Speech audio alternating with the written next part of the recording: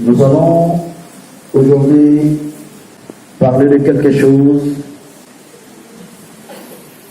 La mort est dans les pots. Et maintenant, nous allons trouver l'antidote.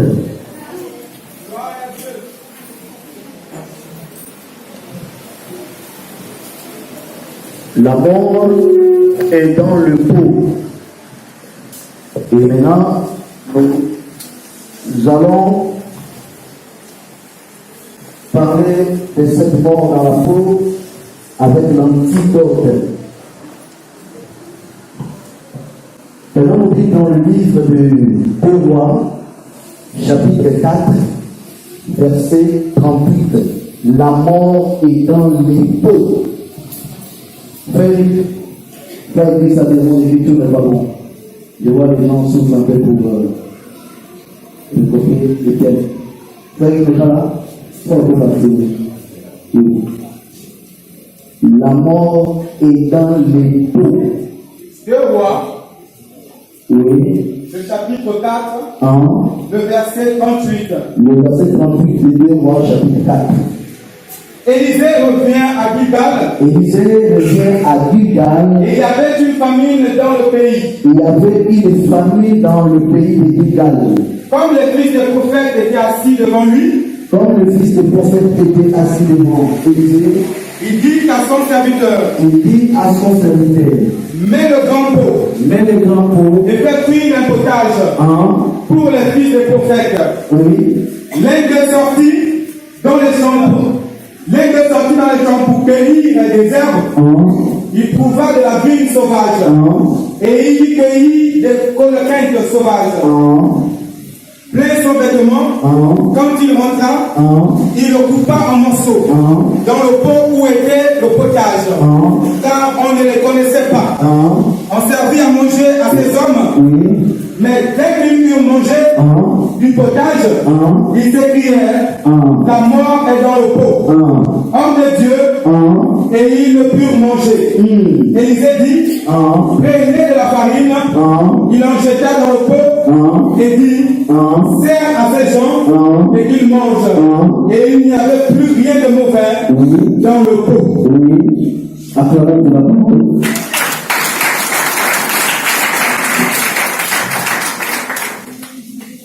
La mort est dans le pot, homme de Dieu. La mort est dans le pot. La Bible dit, le prophète Élisée était dans la ville de Gilgal, c'est 2 Rois.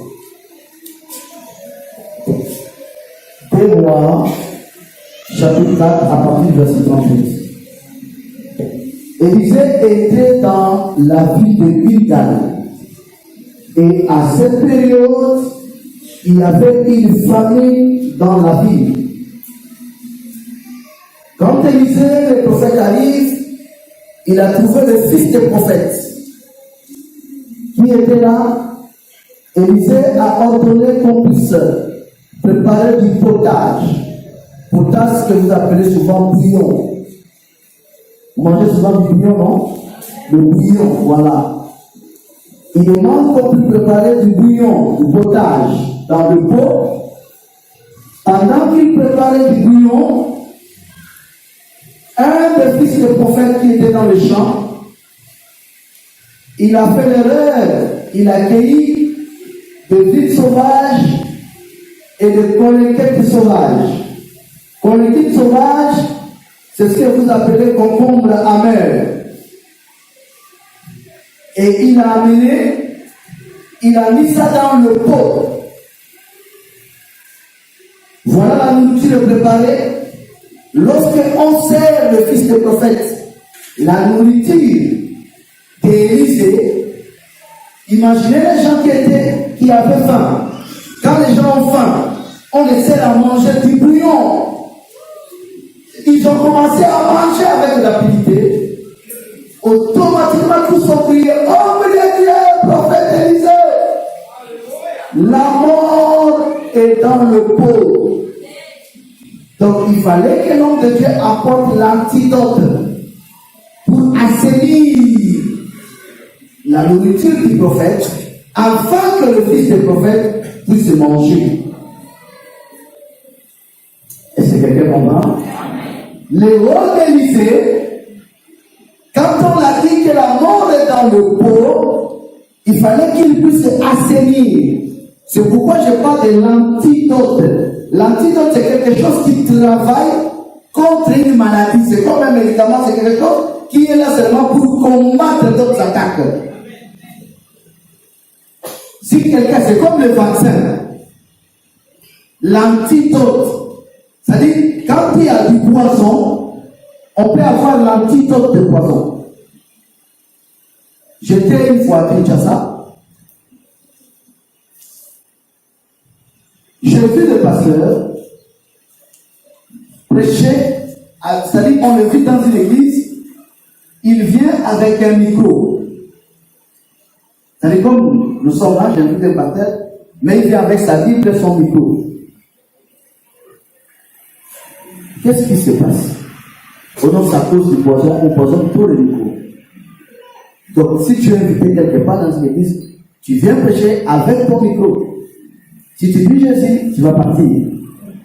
Oui, Jésus va me protéger. Là-bas, eux-mêmes, ils connaissent le système qu'ils font. Donc, le pasteur vient avec le micro. Maintenant, quelqu'un m'a dit, mais toi là, le message que tu fais, tu dois marcher pourquoi avec du miel? Je dis, miel? Pourquoi? Il dit, à chaque fois que tu manges, tu prends un peu de miel. Je dis, pourquoi? Il dit, c'est l'antidote des poisons. Je ne sais pas si quelqu'un comprend. Je donne cet exemple pour vous montrer c'est quoi l'antidote. C'est quand il y a la mort, il y a un danger. C'est une chose qui vient combattre. Et ici, nous voyons effectivement la nourriture du prophète. Puisque la Bible dit il y avait la famille. La Bible n'a pas dit qu'il y avait beaucoup de nourriture pour qu'on jette un prend l'autre. Non. Il y avait la famille. S'il n'y avait pas la famille, il devait faire quoi? Il devait faire quoi selon vous? Jeter.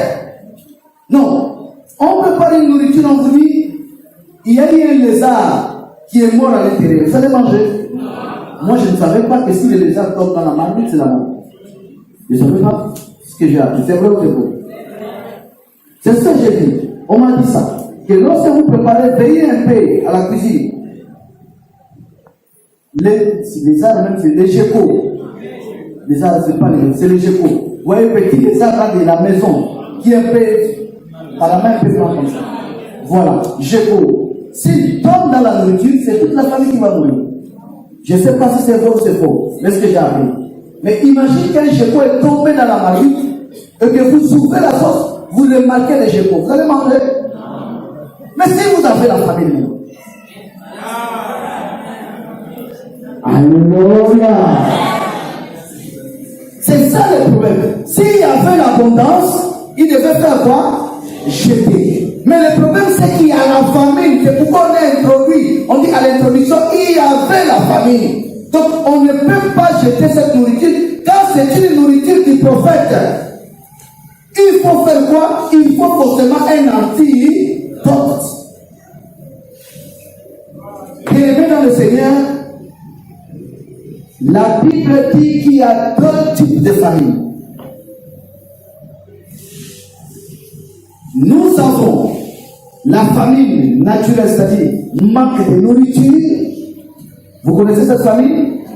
C'est prédit dans Matthieu 24. Le verset combien? La Bible parle de famille. Il y aura des familles. Matthieu 24, quelque part. Oui. Oui. 5 ans, oui. Mais d'abord, on va voir. Car plusieurs viendront sous mon nom. Disant, c'est moi qui suis le Christ. Et ils séduiront beaucoup de gens. Jean va jusqu'à 7, verset 7 aussi. Vous entendrez parler de guerre et de bruit de guerre. Gardez-vous d'être troublés, car il faut que ces choses arrivent.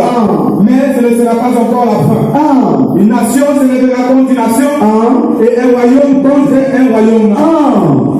Et il y aura un divers lieu. Il y aura un divers lieu. Des famines et des tremblements de terre. Des famines et des tremblements de terre. C'est une prophétie. En Éthiopie, il y avait la famine périlleuse. C'est incroyable que vous connaissez de Michael Jackson, avait un moment même fait des concerts en Éthiopie et un pays comme ça. Michael Jackson est venu donner un peu à manger. Il y avait la famine. Et il y a des familles dont nous voyons déjà mourir par des maladies, des famines. Donc la Bible a prédit qu'il y aura des tremblements de terre, il y aura des famines. Ça, c'est la famine naturelle. Amen, amen. Dans le 4e sceau, dans l'ouverture du 4e sceau, dans Apocalypse chapitre 6, verset 8, on annonce aussi cette famine. Jésus a dit il y aura des famines, et c'est au 4e sceau que nous voyons cette famine accomplie. Nous sommes à Apocalypse chapitre 6. Apocalypse chapitre 6, verset 8.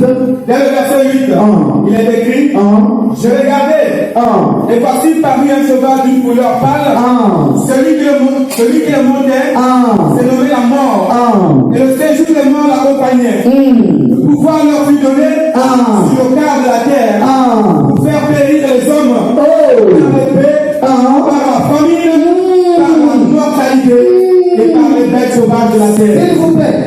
La Bible dit à l'ouverture du 4e sceau, un cheval de couleur pâle. Pâle veut dire couleur, c'est-à-dire manque de sang. Quand quelqu'un n'a plus de sang, la personne devient pâle. Et quand tu n'as plus de sang, donc tu n'as plus de vie, puisque la vie est dans le sang. Et quand quelqu'un est pâle, donc on voit la mort. C'est pourquoi la Bible dit le cheval pâle est porteur de la mort sur la terre. Et comme il y a la mort, cette mort doit passer la mort par quelque chose, par la famine. Il y aura des famines. Donc la famine, quand tu as manque à manger, c'est la mort. Ce n'est pas ça. Mais moi j'ai dit à quelqu'un ce matin,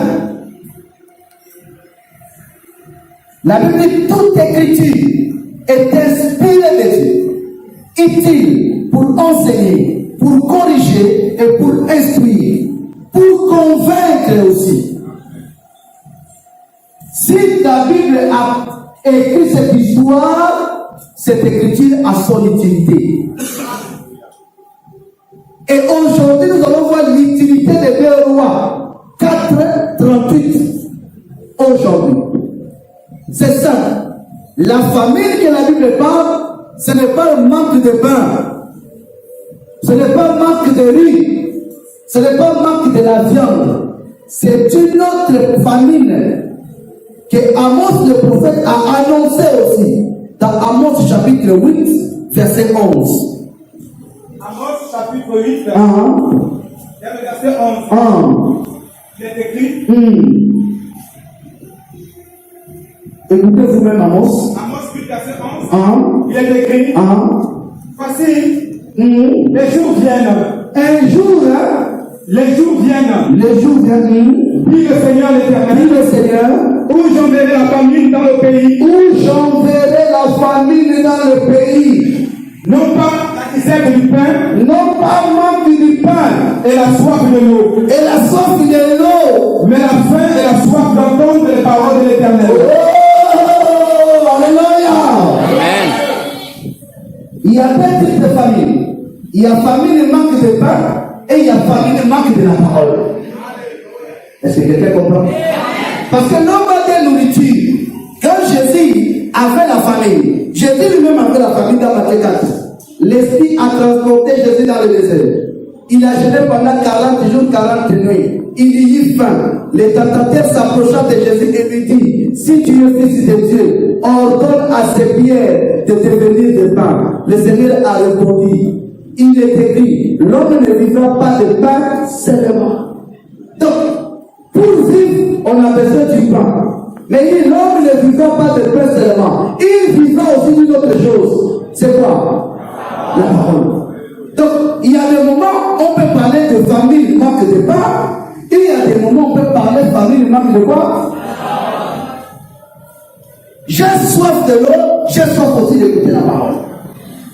J'ai envie de manger, j'ai aussi envie d'écouter la parole de Dieu. Donc, en ce temps, je tiens à vous dire, la terre est frappée de la famille. Les Gabons souffrent de la famille. Ne suis pas le rapport de l'OMS. l'OMS.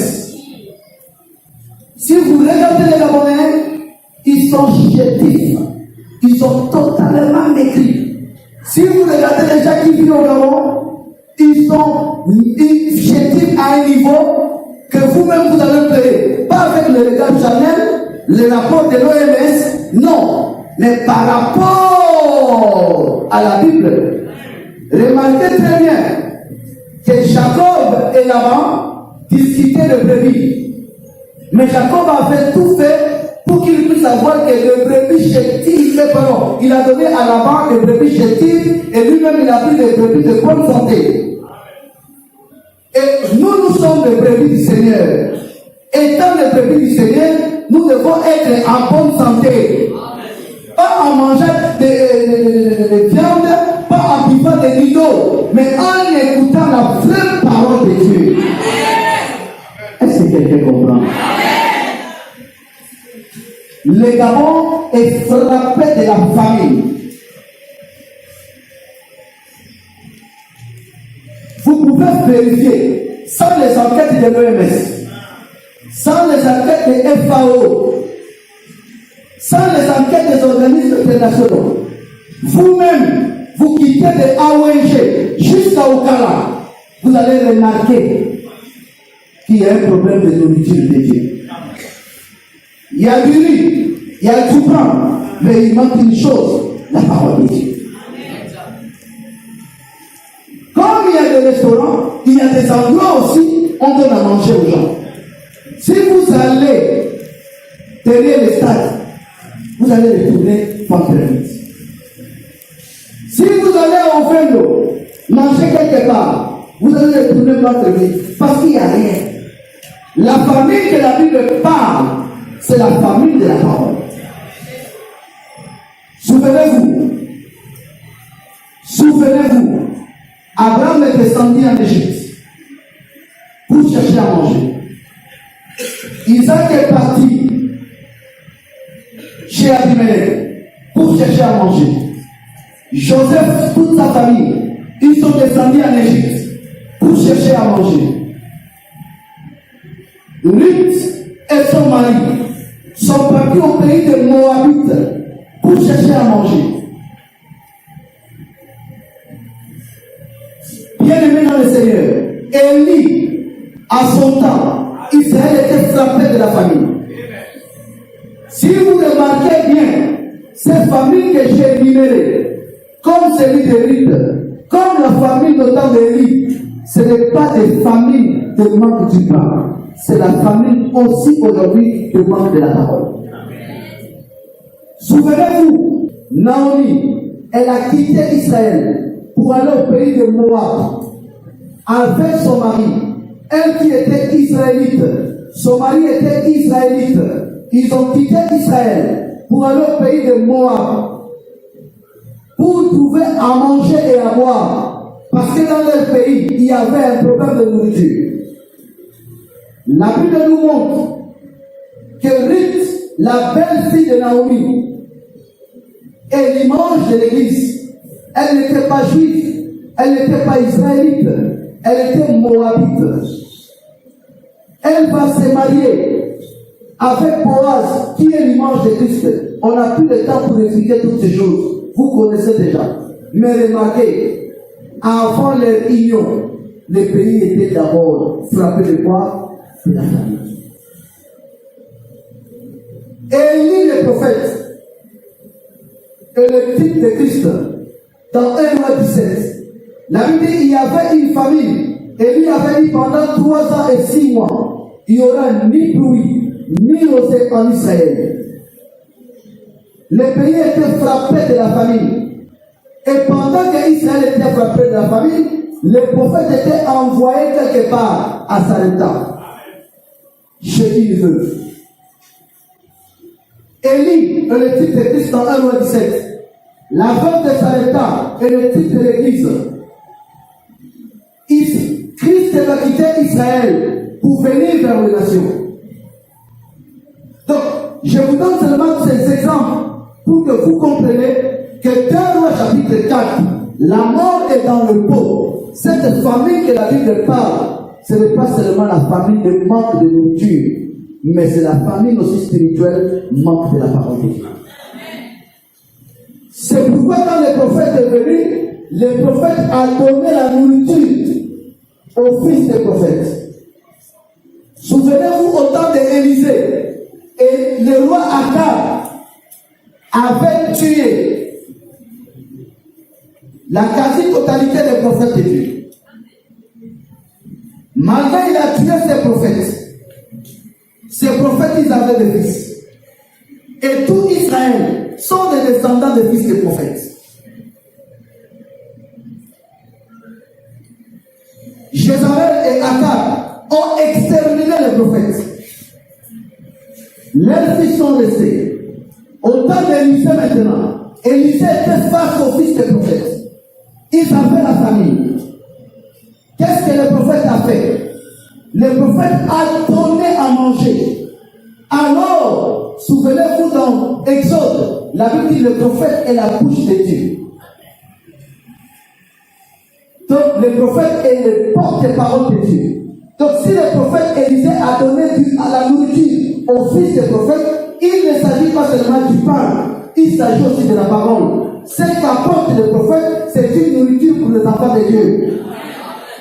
Mais nous allons remarquer aujourd'hui que la nourriture du prophète, Jésus étant lui-même le prophète qui parle en ce temps de la fin, la nourriture qu'il a donnée à ses enfants, cette nourriture a du poison aujourd'hui. Est-ce que quelqu'un commence à comprendre? La mort est dans le pot. Le prophète vous donne à manger et vous avez empoisonné cette nourriture. Dieu vous donne la parole et vous avez mis quelque chose de nuisible dans cette parole. Je ne sais pas si l'Église commence à comprendre.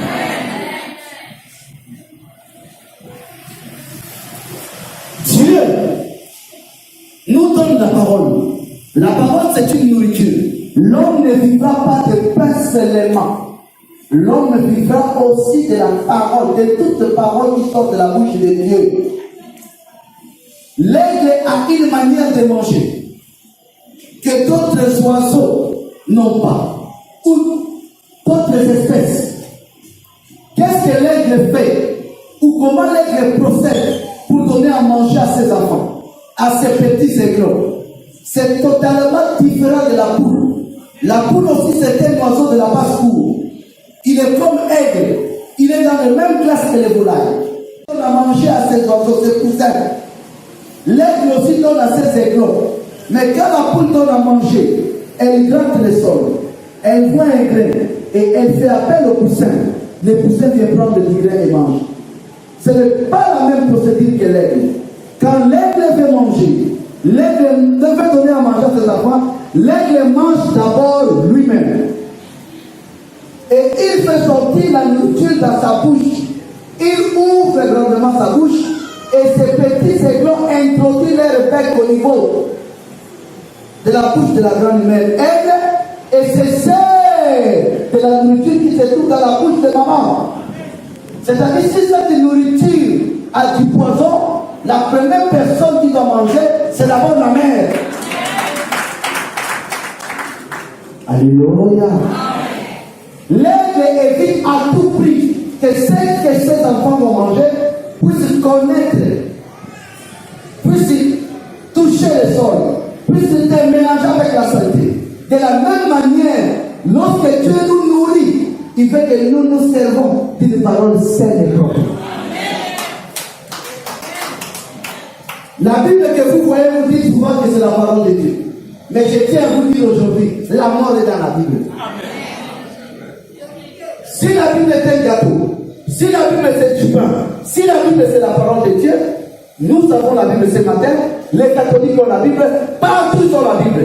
Mais si vous remarquez une chose, dans cette Bible qu'ils ont, la mort est à l'intérieur. Je ne dis pas que la Bible est mauvaise, non. Je dis que c'est une parole de Dieu.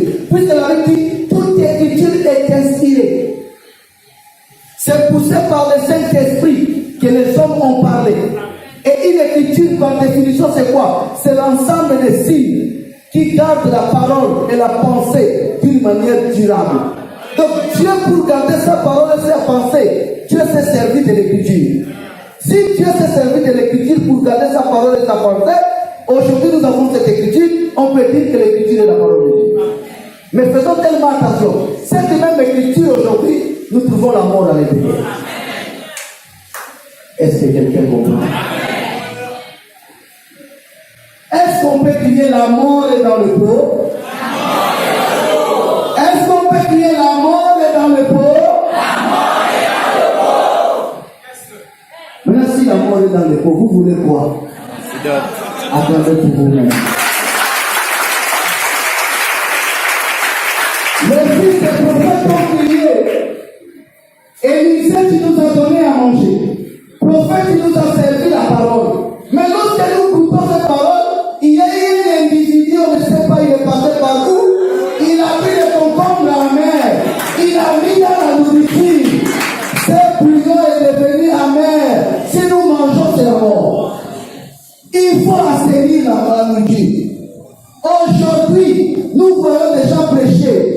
Ils prêchent au nom de Dieu. Mais ce qui sort de leur bouche, nous constatons que la parole de Dieu est empoisonnée.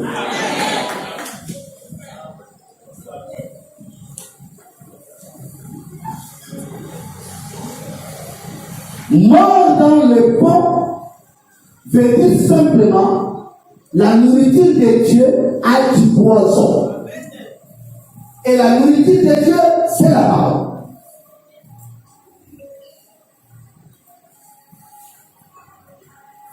Un enfant de Dieu, un fils de prophète, ne peut pas continuer à manger. Il veut d'abord qu'on puisse assainir.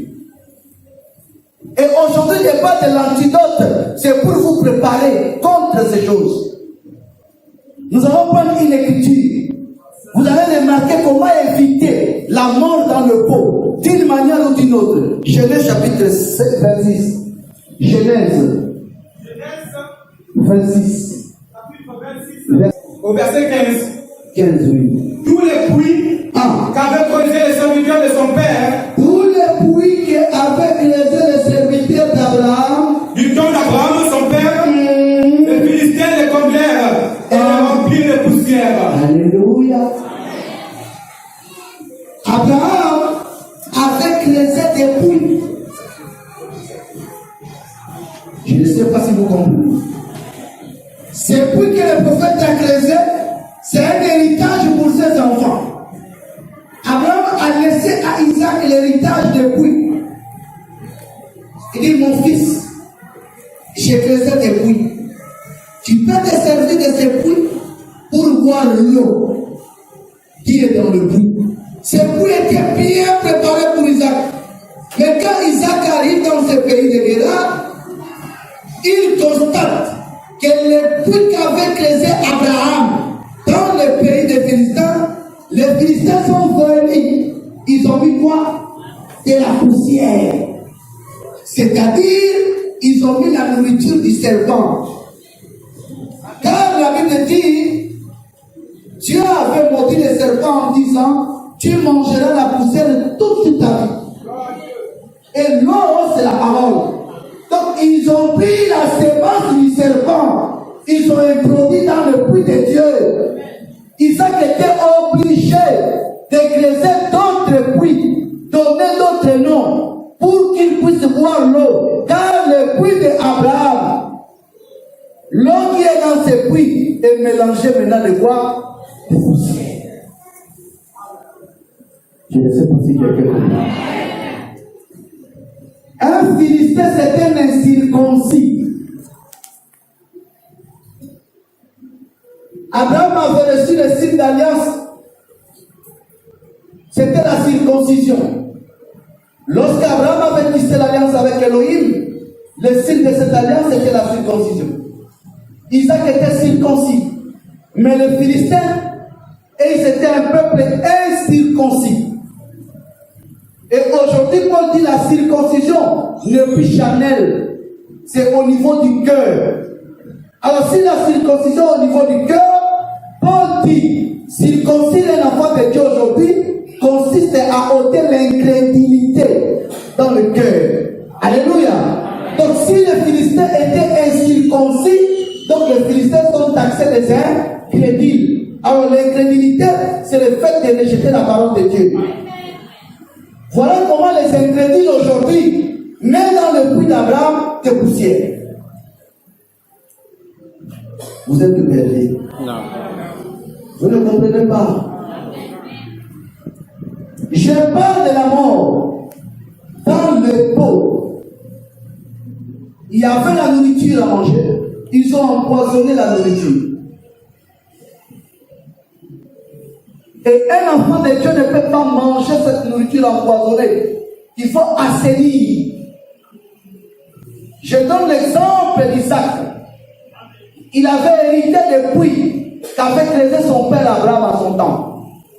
Mais il constate que les Philistins, les incirconcis, les incrédules aujourd'hui, se sont servis de ces puits. Et qu'est-ce qu'ils ont fait? Ils ont mis de poussière.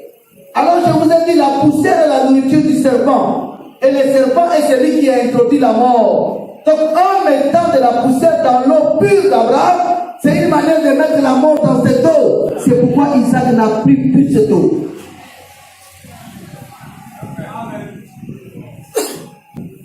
Alléluia. Aujourd'hui, bien aimés, les catholiques ont mis la mort dans la Bible. Il y a des choses qu'on a pris dehors, qu'on a introduit à l'église. Ce sont des collectes sauvages qui ont un seul but, gaspiller la nourriture du prophète. Les célibats de prêtres sont des collectes sauvages. Ils ont pris ça où? Dans 1 Corinthiens chapitre 7. Là où Paul a dit, si quelqu'un veut qu'il soit comme moi, il n'a pas forcé. Il dit, je veux aussi moi que vous m'imitez à cause de la tribulation dans la chair. Mais s'il vous manque de la continence, mariez-vous. Il n'a pas dit aux gens d'être obligatoirement célibataires. Les célibats de prêtres sont des collectifs sauvages. La théologie sont des collectifs sauvages. Est-ce que quelqu'un comprend cela? Les baptêmes des bébés sont des collectifs sauvages. La Trinité, Dieu le Père, Dieu le Fils, Dieu le Saint-Esprit, sont des collectifs sauvages. L'adoration de Marie sont des collectifs sauvages. Les vêtements sacerdotaux sont des collectifs sauvages. Nous avons des évêques célibataires, des archevêques célibataires et des cardinaux célibataires. Du moment où la Bible dit évêque doit être marié. Donc tous ces évêques célibataires sont des collectifs. Vous trouvez ça à l'église, dans la nourriture de Dieu, c'est du poison. Consécration des maisons par l'huile sont des collectifs sauvages.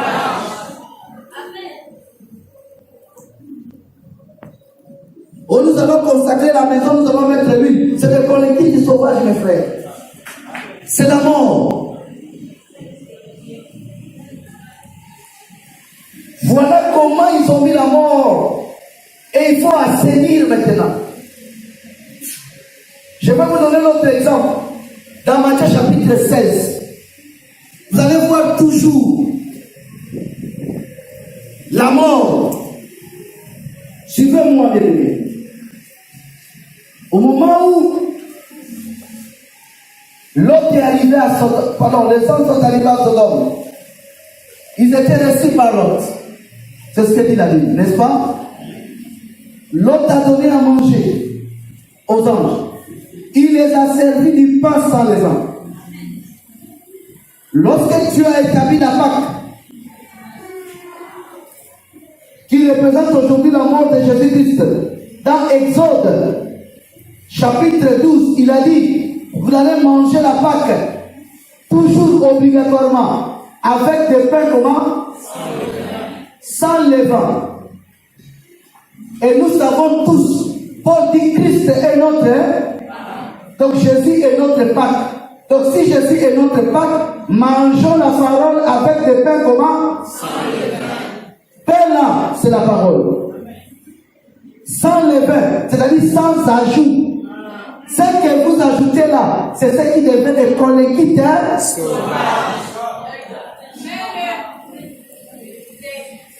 Dans Matthieu chapitre 16, nous allons voir maintenant comment les pharisiens, les détenteurs de la loi, ont commencé maintenant à mettre des collectifs sauvages dans la loi de Dieu. Matthieu chapitre 16.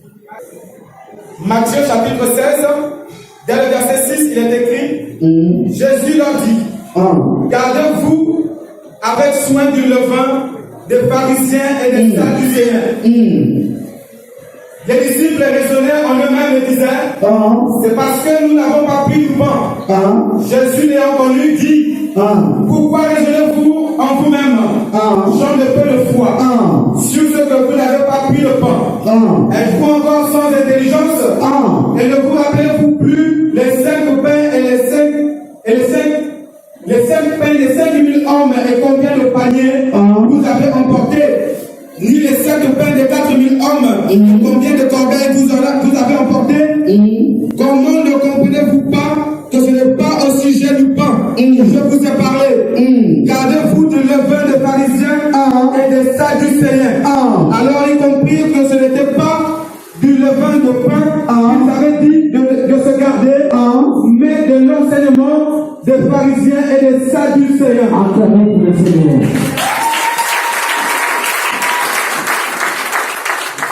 Gardez-vous de levain des pharisiens. C'est Jésus qui dit. Les disciples disent, comment Jésus peut nous dire de garder le levain des pharisiens et des sadducéens? Quand il parle de pain, on a oublié de faire la provision de pain. Jésus dit, non, je ne parle pas de la provision. S'il manque du pain, je suis capable de faire des miracles.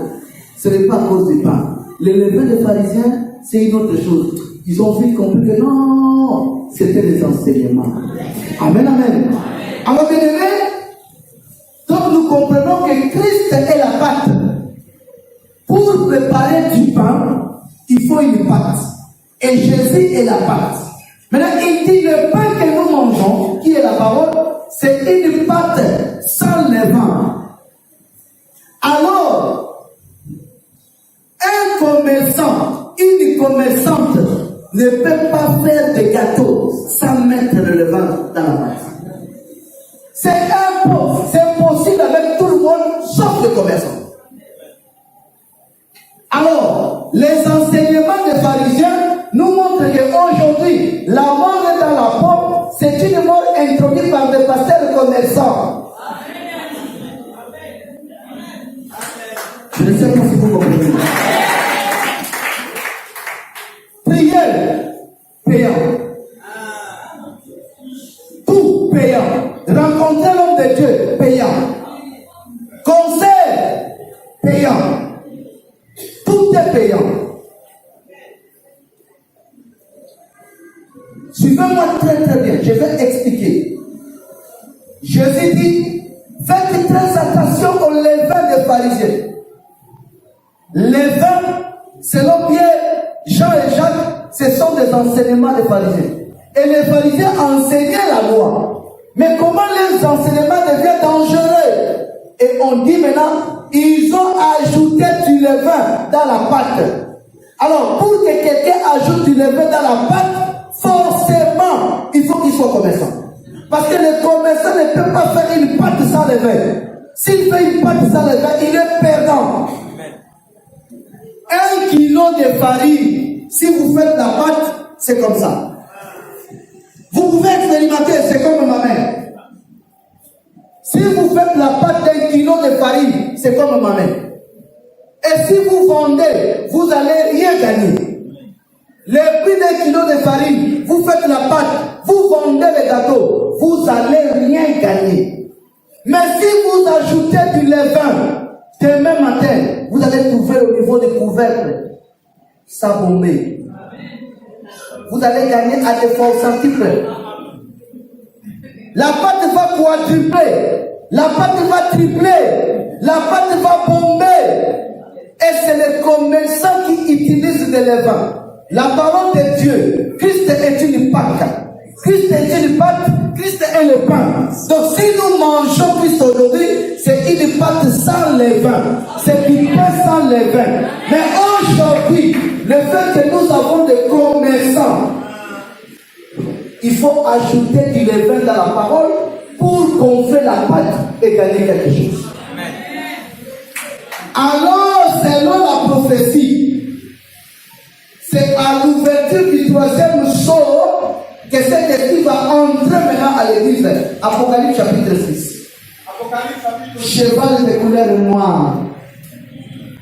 Dès le verset 5, il est écrit, quand il ouvrit le 3e sceau, j'entendis le 3e être vivant qui disait, viens, je regardais et voici, parmi un cheval noir. Celui qui le montait se nommait, celui qui le montait tenait une balance dans sa main. Et j'entendis au milieu des 4 êtres vivants une voix qui disait, une mesure de blé pour un denier. Et 3 mesures d'orge pour un denier. Quand Jésus est parti, il avait dit à Paul, il avait dit à Pierre, il a dit une chose, c'est les paroles de Jésus, nous allons voir ça plus devant, c'est ce qui va devenir ce qu'on appelle la saine doctrine. Et vous allez comprendre maintenant que l'équipe sauvage vient d'où? Parce que la saine doctrine sont des paroles de Jésus-Christ.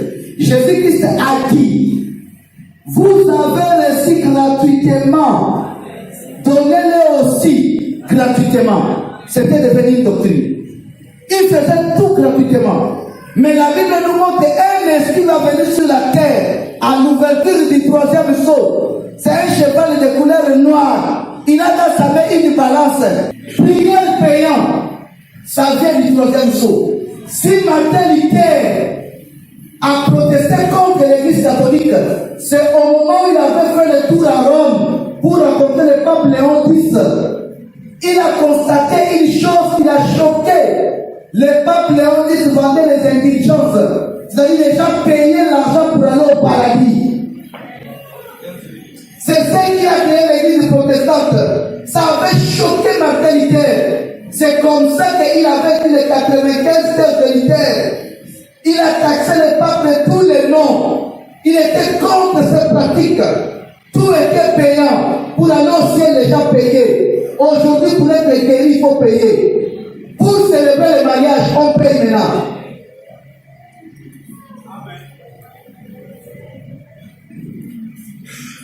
J'étais hier avec frère mec. J'ai vu au Facebook un certain Bazabois. Vous le connaissez?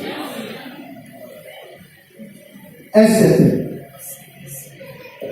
Organise au mois de décembre, le 31 décembre, 1000 mariages gratuits.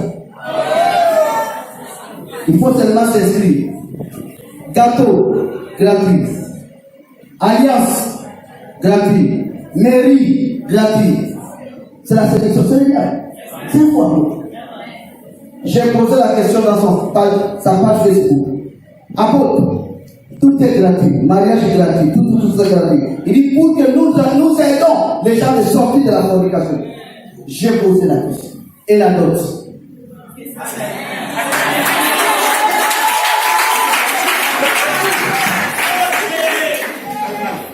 C'est un fois. Pour lui, le mariage, c'est l'alliance. Tout ce qu'il a fait gratuit là, Paul n'a pas fait ça. Pierre n'a pas fait ça. La Bible dit c'est le père qui donne sa fille en mariage. Maintenant, il faut qu'il paye aussi la note gratuite.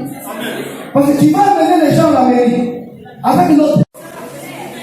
Paul dit à un Coréen, si quelqu'un voit que sa fille dépasse l'âge nubile et qu'il décide de faire marier sa fille, il n'a pas péché. Dans toute la Bible, c'est le père qui donne sa fille en mariage. Le mariage à l'église, ça n'existe pas. Dans l'église, ça n'existe pas. Ce sont des collectifs sauvages. Ils sont amenés pour mettre la mort. C'est pourquoi la Bible dit, au troisième saut, voilà une balance qui vient à l'église maintenant. Tout est payant. Une mesure du bleu. Oh, c'est le blé qui fabrique du pain. Le blé, on fabrique avec du bleu, on fait de la farine du bleu. C'est cette farine-là qui nous aide à avoir le pain. Souvenez-vous lorsqu'il y avait la famine en Égypte. C'est Joseph qui avait la provision du bleu. Joseph est le type de Christ. L'Égypte est le type du monde. Maintenant, voilà l'église, maintenant, on commence à vendre du bleu. Le bleu, c'est la parole. Une mesure de bleu. On n'a pas parlé de la fête là-bas. On dit une mesure de bleu à un denier. Mais il y a une partie des personnes qui sont épargnées. C'est vous, c'est ça. Écoutez vous-même. Au verset 6, Reprends le verset 5. dans le verset 5, Pour que l'église soit calmement. quand il ouvrit le troisième seau, Quand le troisième saut est ouvert, j'entendis le troisième être vivant. le troisième être vivant qui crie. Il disait, viens. Oh! Je regardais, parut un cheval noir. Il y a un cheval et un esprit qui vient maintenant sur la terre. Celui qui le montait tenait une balance dans sa main. Il a une balance dans sa main. Et j'entendis au milieu des quatre êtres vivants une voix qui disait, une mesure de blé pour un denier. Une mesure de blé pour un denier. Et 3 mesures d'orge pour un denier. Mais ne faites point de mal à l'huile et au vin. Mais ne faites pas de mal à l'huile et le vin. Est-ce que l'huile et le vin est là? L'huile et le vin est là? Bien-aimé, l'huile et le vin c'est l'esprit. Le vin c'est la signation. Les gens qui ont l'esprit saint, c'est les gens qui perdent facilement les commerçants. Il sait que vous l'avez reçu gratuitement, il faut le donner comment? Tous les séminaires que eux ils appellent séminaires sont payants. Ne suivez pas les techniques que vous voyez, ce sont des pratiques, des techniques de marketing. Vous voyez gratuit, mais quand vous entrez, vous allez comprendre que ce n'était pas gratuit. Libertis le fait. Libertis dit, il va des modems. Écoutez Libertis. Libertis distribue les modems gratuits. Il met 0 francs. Va à l'agence. Il va te dire 0 francs plus 20 gigas d'internet. Achète les 20 gigas. Et tu vas demander les 20 gigas va faire 35 minutes. Il t'a vendu les modems mais tu n'as pas compris. Technique de marketing. Liberté n'a jamais donné les modems gratuits aux gens. Mais il met 0 francs. Si c'est 0 francs, donc il commence à distribuer gratuitement. Mais il va te dire, à l'intérieur, il y a 20 gigas. Donc achète le 20 gigas. C'est le prix des modems. Alléluia.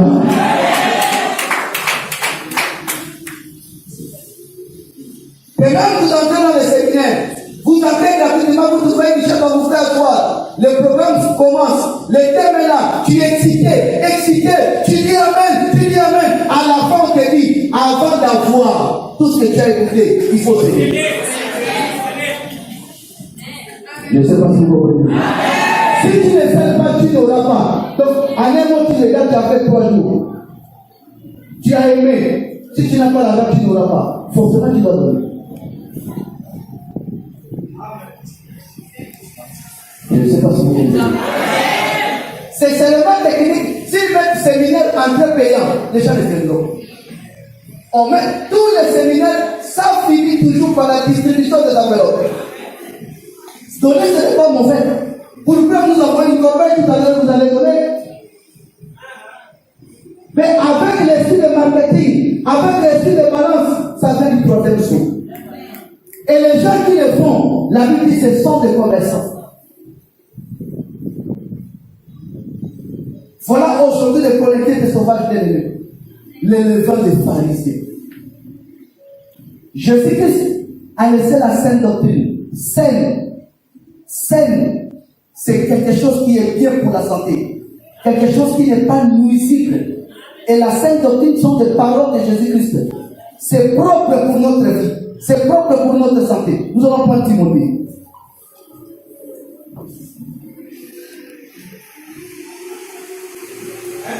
6, verset 3.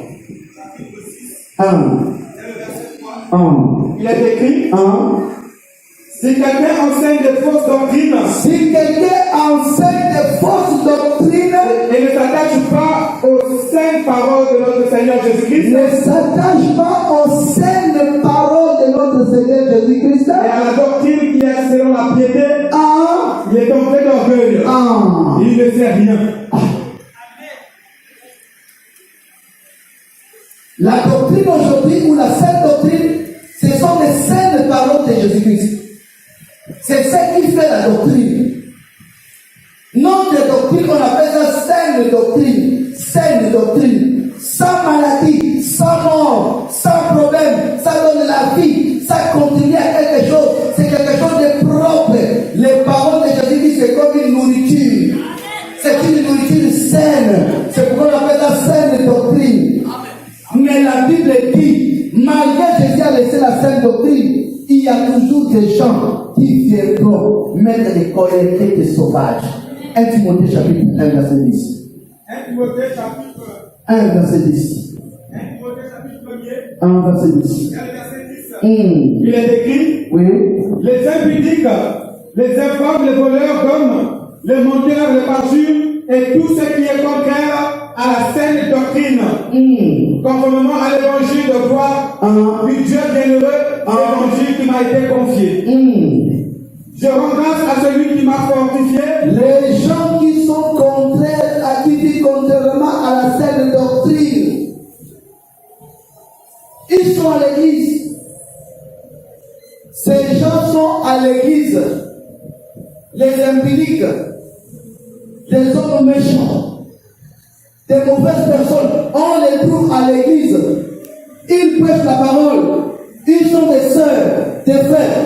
Ça commence à partir du verset 8. Dans le verset 8, Vous descendez jusqu'à 10. il est écrit, nous n'ignorons pas que la loi est bonne, pourvu qu'on en fasse un usage légitime. Sachant bien que la loi n'est pas faite pour le juste, mais pour le méchant, et les rebelles, les impies, et les pécheurs, les irréligieux, et les profanes, les parricides, et les meurtriers, les impudiques, les infâmes, les voleurs d'hommes, les menteurs, et les parjures, et tout ce qui est contraire à la saine doctrine. La saine doctrine, ce sont les saines paroles de Jésus-Christ. C'est la parole. Et aujourd'hui, nous avons des gens qui vivent contrairement à la saine doctrine. Des femmes qui portent des ongles à l'église. Ongles. Fausse, c'est écrit fausse ongles. Son vrai nom, c'est fausse ongles.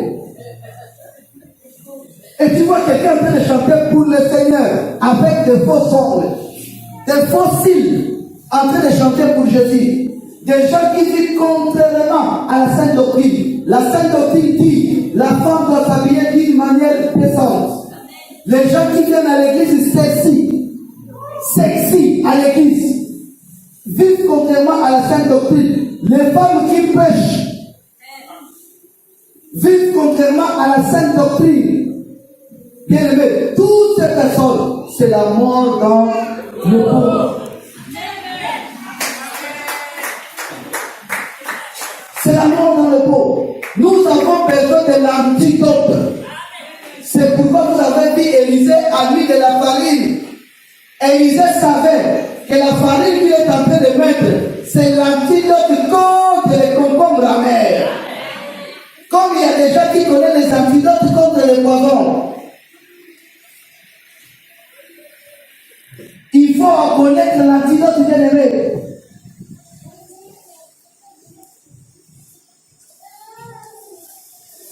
Je vais vous donner quelques exemples.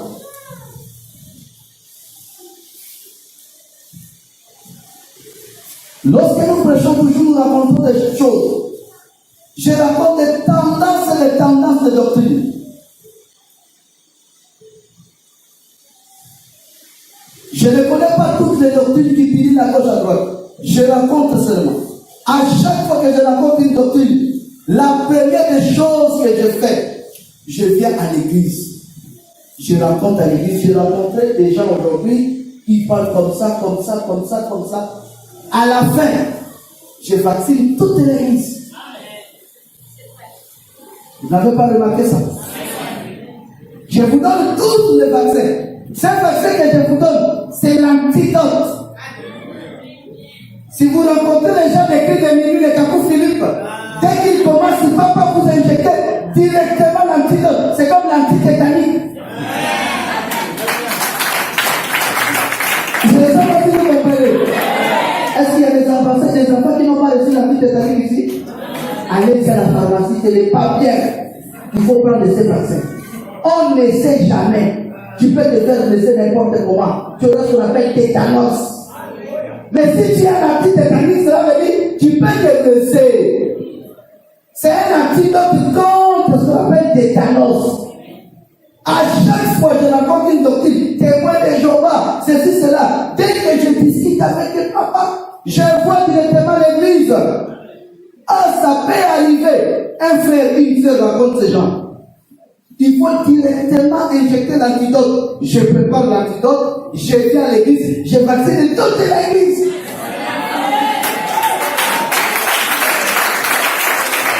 Matthieu chapitre 16, c'était le vaccin que Jésus avait donné à l'église. Gardez-vous des levées des pharisiens. Ils n'ont pas compris. Après la fin, ils ont compris. Oh! Donc nous devons faire très attention aux enseignements des pharisiens. Même si les pharisiens ont une partie de la vérité, ils étaient toujours prudents avec eux. Parce que Jésus explique enseignement des pharisiens, il y a l'hypocrisie à l'intérieur. C'est les hypocrites. C'est pourquoi Paul, lui-même étant pharisien, connaissant déjà les vaccins contre les pharisiens, quand il s'adressait à eux, il savait que ces gens étaient dans le faux. Bien qu'ils avaient des points que Paul lui-même voyait qu'ils avaient raison. Tels que quel point? Sur la résurrection. Les pharisiens croyaient à la résurrection. Les anges. Les pharisiens croyaient aux anges, mais ils étaient des faux.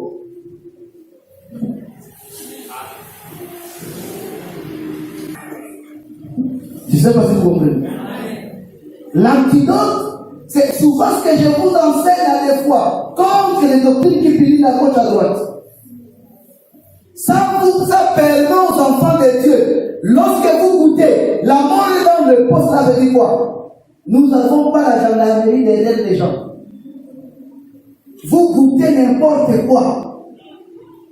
Les levées des pharisiens, il n'y a pas seulement les levées des pharisiens. Aujourd'hui, je vous informe, il y a aussi les levées des roses. Luc, chapitre 12. Je crois le verset 11, si je ne me trompe pas. Non, Marc 8, 15. Excusez, Marc 8, 15. Verset 15. Ah.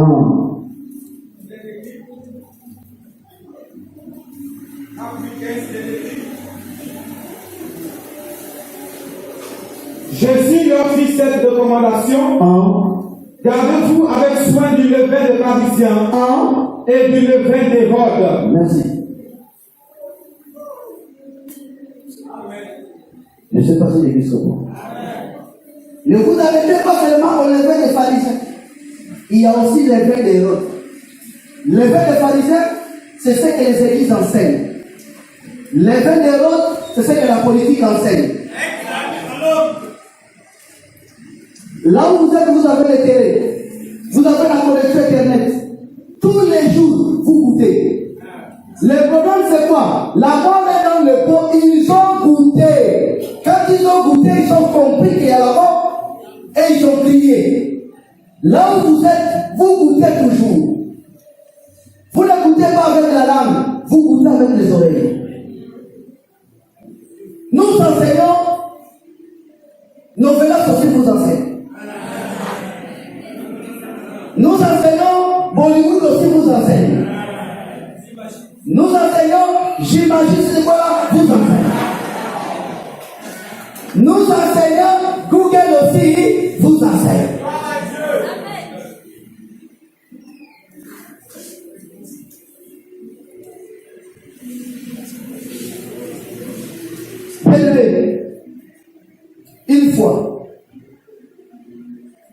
Maman Jeanne m'a amené quelque part. Papa, il y a une femme là, il a l'appareil. C'est 15 000 seulement. Comme je vais payer. Tu veux seulement travailler comme ça. Ça regarde médecine chinoise ou quoi. Ça regarde tout ce que tu as dans le corps. C'est une bonne chose. Tu ne veux pas avoir un bilan général, 15 000 euros. J'ai mis la vie. 50 maladies. Là où vous me voyez là, les cerveaux gauche sont bouchés. 50 maladies. Les gars cherchent les gens là pour les arrêter. Ils peuvent te tuer. Mais tu sors de là, tu meurs. Automatiquement, quand tu meurs là, on les donne raison. Hein? Quand tu meurs là, on les donne raison. Pourquoi on dit voilà le 50 s'est manifesté. Directement, le moral est gaspillé. Attention avec l'oreille. Attention avec ce que vous mangez. Attention à ce que vous entendez. Faites attention. Je suis allé dans la médecine moderne et puis ça me dit oh, c'est des aventuriers. Même examen, on fait ça. À l'hôpital, il n'y a pas. 5 années. Si tu parles là-bas, tu vas te trouver avec ton temps.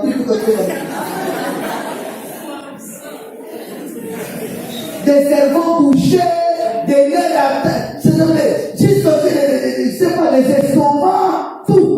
Pancréas.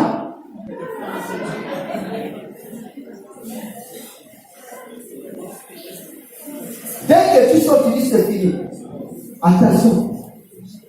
L'homme ne vivra pas de pain seulement. De toutes les paroles qui sortent de la bouche.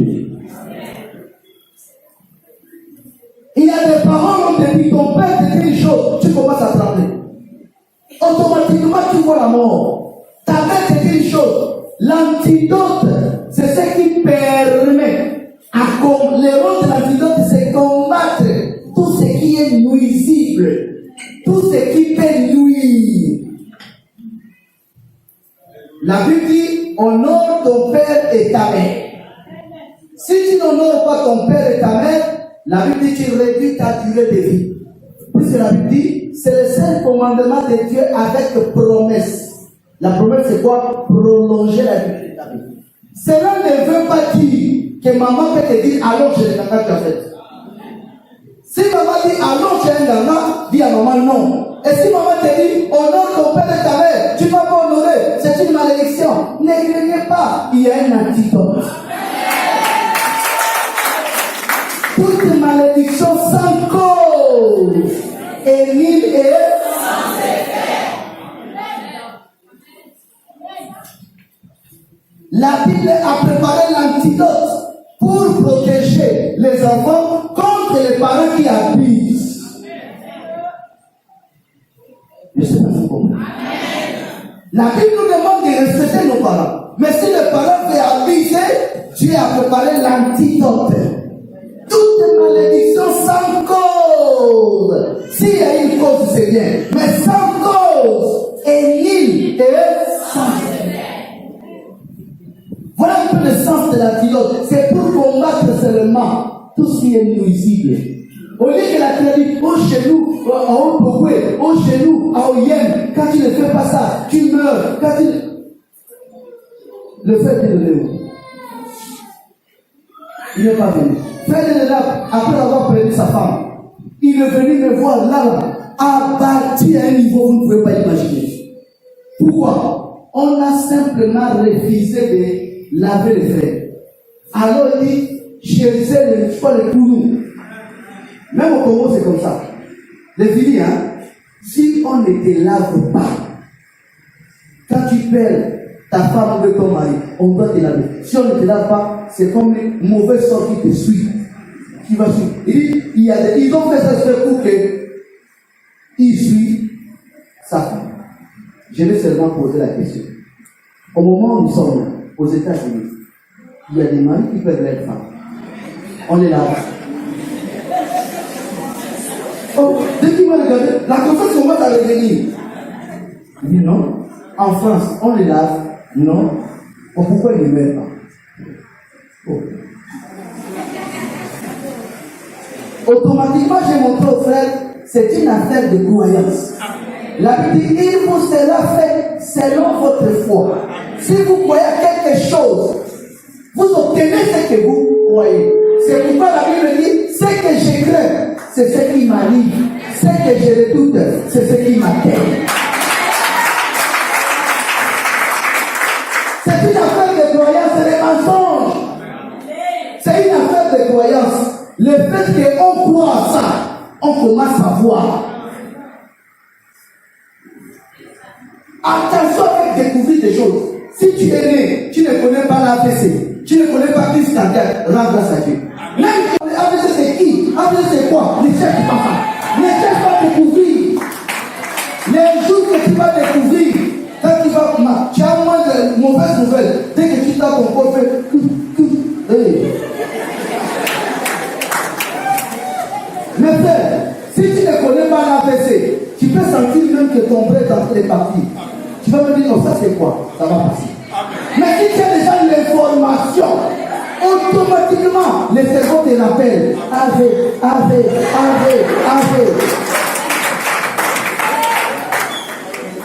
Ne découvre pas certaines choses. Attention avec la connaissance. Il y a des choses que ne cherche pas ça. N'allez plus demander à votre frère, c'est quoi crise cardiaque? Ça ne t'intéresse pas. Les gens qui sont en forêt de pygmées ne connaissent pas ça. Ils vivent à ça. Les gens qui vont commencer à comprendre qu'il y a une crise cardiaque, ils vont commencer à mourir à 40 ans. Je vous dis ce qui est vrai. La foi vient de ce qu'on attend. Et ce qu'on attend vient de la parole de Christ. On n'a pas dit de la parole des politiques, de la parole de tel pasteur, de la parole de Christ. Pas même de la parole de Dieu, mais de la parole de Christ. Donc nous devons prêter nos oreilles à écouter Christ. Même pas la politique, c'est quoi la Bible dit a interdit même l'élevé d'Hérode. Hérode, c'est la politique. Vous ne pouvez pas mettre votre foi dans la politique, vous qui êtes la foi de Dieu. Aucun dictateur, aucun démocrate peut changer la vie des gens aujourd'hui. Il n'y a qu'un seul royaume. Il y a qu'un seul roi de roi. Jésus-Christ de Nazareth.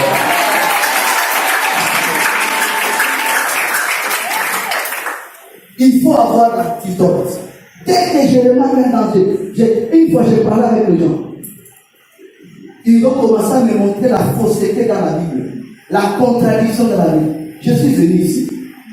Je vous ai présenté ça une fois. Quand vous regardez ça, vous me dites, je vais prendre les gars. Nous allons prendre Matthieu 27, verset 5. 27, verset 5. Chapitre 27, verset 5. C'est le verset 5. Il est écrit, Judas jeta les pièces d'argent dans le temple, se retira et alla se pendre. Judas a jeté les pièces d'argent, il est parti, il se retira et allait faire quoi? Acte chapitre 1, verset 18. Dès le verset 18, il est écrit, cet homme, ayant acquis un champ avec le salaire du crime, est tombé, s'est rompu par le milieu du corps, et toutes ses entrailles se sont répandues. Alléluia. On me pose la question. Quand est-ce que vous finissez de lui? Comment ça va 17? Au verset 17, il était compté parmi nous, et il avait part au même ministère. Il s'agit de Judas, oui. Cet homme, ayant acquis un champ, cet homme, Judas, a acquis un champ avec le salaire du crime, est tombé, et s'est rompu par le milieu du corps, et toutes ses entrailles se sont répandues. S'il vous plaît, écoutez la scène. Matthieu dit, Judas a pris l'argent qu'il a vendu Jésus, il a jeté l'argent, il est sorti du Saint-André, il est parti faire quoi? C'est pas. Pierre dit, Judas a pris l'argent, il est parti acheter un champ. Alors que Matthieu dit, Judas n'a jamais acheté le champ. Il a rendu l'argent, il est parti se vendre. Je ne sais pas si vous avez. Matthieu dit, Judas a jeté l'argent. Il dit, je ne veux plus de cet argent. Prenez votre argent. Il sort, il part se vendre. Pierre dit, Judas a pris l'argent, il est parti acheter un champ avant de se vendre. contradiction. Non, pas de contradiction. C'est seulement Satan qui veut mettre la mort. Il n'y a pas de contradiction. Quand Pierre l'a expliqué, il a expliqué sous forme de prophétie. Et cette prophétie était accomplie. Quand Judas a jeté l'argent, si vous descendez un peu plus bas, vous allez comprendre qu'ils ont pris cet argent, ils n'ont pas utilisé, ils ont mis ça au compte de Judas, ils ont acheté un champ. Maintenant dans Matthieu 27.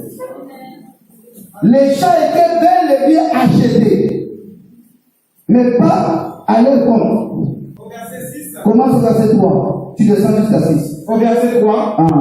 Alors Judas, qui avait livré, voyant qu'il était condamné, se repentit et rapporta les comptes de pièces d'argent aux principaux sacrificateurs et aux anciens, en disant: j'ai péché en livrant le sang innocent. Il répondit: que nous importe cela? Te regarde. Judas jeta les pièces d'argent dans le temple, se retira et alla se pendre. Les principaux sacrificateurs les ramassèrent et dirent: il n'est pas permis de les mettre dans les trésors sacrés, puisque c'est le prix du sang. Et après en avoir délibéré, ils achetèrent avec cet argent le champ de potier pour le sépulcre des étrangers. Alléluia. Les champs étaient bel et bien achetés au compte de Judas avec l'argent de Judas. Ils n'ont même pas pris un rond. Ils ont dit: cet argent ne peut pas entrer dans les trésors sacrés. Cet argent, on va acheter un champ. Même s'il a jeté pas, ça va dans son compte, on achète un champ.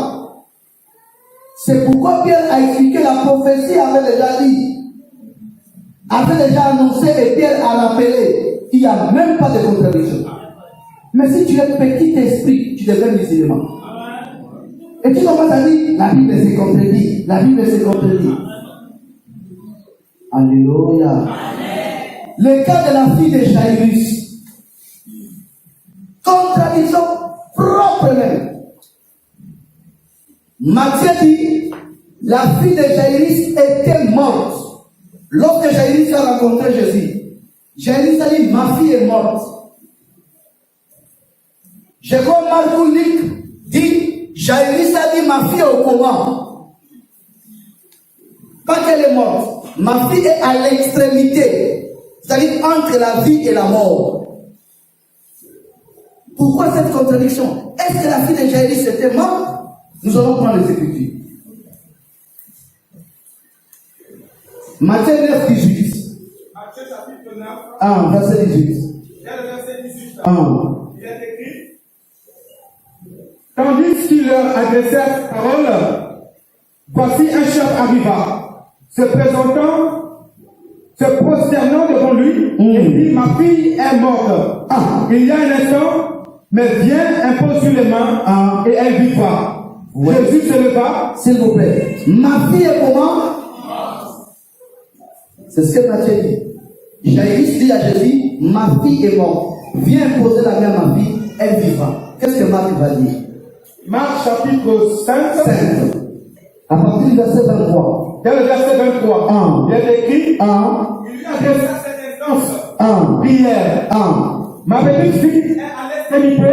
Ma petite fille est à l'extrémité. Viens, impose sur les mains, afin qu'elle soit sauvée et qu'elle vive. Il y a une différence. Matthieu dit: Jairus a dit que sa fille est morte. Marc dit: la fille n'était pas morte, la fille était entre la vie et la mort. On va voir à qui la Bible ne se contredit. Non, la Bible ne se contredit pas. Vous allez remarquer toutes les contradictions qu'on attribue à la Bible. La quasi-totalité se trouve que dans le 4 évangiles. Peu importe la quasi-totalité des contradictions, ils vont trouver ça seulement dans le 4 évangiles. Alors les 4 évangiles, ce n'est pas écrit au même moment. Il y a des évangiles qui écrivent 50 ans après, 70 ans après, 30 ans après Jésus. Suivez très bien. Deuxièmement, c'est le signe qui prouve même que la Bible est vraie. Le seul signe qui prouve que la Bible est vraie, c'est ça même. C'est qu'eux ils appellent contradiction, c'est le signe qui prouve que la Bible vient de Dieu. Parce que quand une histoire est rapportée par 4 personnes, de la même manière, sans une différence, c'est un signe qui dit que c'est un complot. C'est pourquoi quand on arrête les criminels, il faut les interroger, on les interroge d'une manière comment séparée. S'ils donnent même version de faits, d'une manière détaillante, c'est-à-dire avant de faire le coup, ils se sont dit, nous allons dire ça. Je ne sais pas si vous comprenez. Mais s'ils donnent les mêmes effets, mais chacun avec ses détails, et qu'il y a des différences au niveau des détails, automatiquement, ce n'est pas un complot. C'est pourquoi vous voyez dans l'évangile, on dit Jésus entra dans la ville, il rencontra 2 aveugles. Même l'autre évangile dit Jésus en sortant de la ville. Il entrait ou il sortait. Il n'y a pas la contradiction. Tout dépend de la position de celui qui a écrit. Si celui qui a écrit est dehors, il va dire que je sors. Tout dépend. S'il est dans la ville, il va dire que tu sors. S'il est hors de la ville, ça dépend de sa position. Et ici, vous voyez l'exemple. En quelques minutes, nous voyons les dénominateurs communs, tous parlent du prophète, tous rencontrent la scène, mais chacun a ses détails. De même, si vous prenez le verset 35 de Marc 5, concernant la vie de Jairus, on s'arrête là. Oui, le verset 35. Le verset 35. Il est écrit, comme il parlait encore, survint de chez le chef de la synagogue, des gens qui disent, ta fille est morte, pourquoi importuner davantage le maître? S'il vous plaît. Ouais, Marc qui a dit que Jairus a dit Jésus, sa fille est à l'extrémité. Va nous dire au verset 35, qu'on vient annoncer à Jairus, sa fille est comment? Morte. En un mot, c'est le détail qui a échappé Matthieu.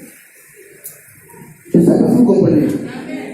Quand Jairus a abordé Jésus, Jairus a dit à Jésus que ma fille est extrêmement malade. Là où je te dis, elle est dans le coma. Quand Jésus va maintenant rencontrer la fille de Jairus, il y a eu la femme avec la perte de sang qui a encore bloqué toute cette histoire que vous connaissez. Ça a perdu du temps. La fille a rendu l'âme. Automatiquement, dès que Jésus a décidé de continuer d'aller chez Jairus, on dit à Jésus, inutile. L'enfant qui est à l'extrémité, l'enfant a rendu l'âme. Alors, ces détails, Matthieu n'a pas donné. Je ne sais pas si vous comprenez. Il n'y a pas de contradiction. C'est les musulmans qui voient la contradiction. C'est pourquoi, quand il y a un danger, le prophète a aussi le rôle de venir vous donner l'antidote pour combattre les collectifs sauvages. Que le Seigneur vous bénisse.